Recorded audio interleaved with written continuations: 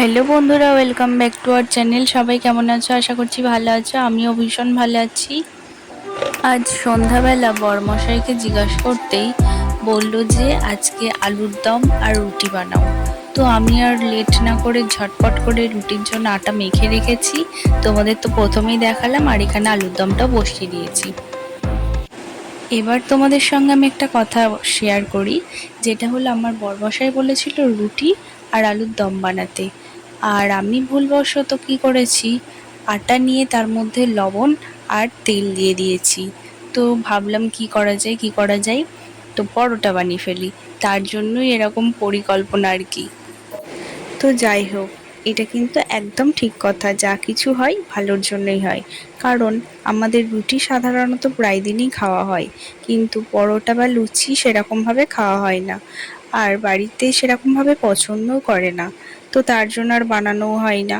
তো আজকে ভুলবশত হওয়ার কারণে বানানোও হবে আর সবাই মিলে খাওয়াও হবে। তো কি বলতো বন্ধুরা, আমি না আগে একদম পরোটা বেলতে পারতাম না। তো পরোটা বেলতে গেলেই একেবারে ভারতের মানচিত্র হয়ে যেত। দেখতাম মারা কত সুন্দরভাবে পরোটা বেলছে, কিন্তু লুচি বা রুটি আমি কিন্তু ভালোই বেলতে পারতাম, মাকেও সাহায্য করতাম। আর আজকে দেখো আমি কত সুন্দর পরোটা বানাচ্ছি। কারণ বলে না, নারী সব কিছুই পারে, আর বিয়ের পর মেয়েরা সব কিছুই শিখে যায়। তো আমিও দেখে সত্যি আজ অনুভব করতে পারি যে আমিও কত কিছু শিখে গেছি, যেখানে আমি আগে কিছুই করে খেতাম না, নিজে জল গড়িয়েও খেতাম না। বলতে বলতে আমার পরোটা ভাজাও হয়ে গেল। আর এই যে এই মানুষটার জন্য আমি সারাদিন অপেক্ষা করে বসে থাকি। সেই 10টায় বেরিয়ে যাবে, আর বাড়ি এসে রাতের খাবার 11টায় খাই। তার সাথে আমিও জেগে বসে থাকি, আমিও ওর সাথেই খাবার খাই।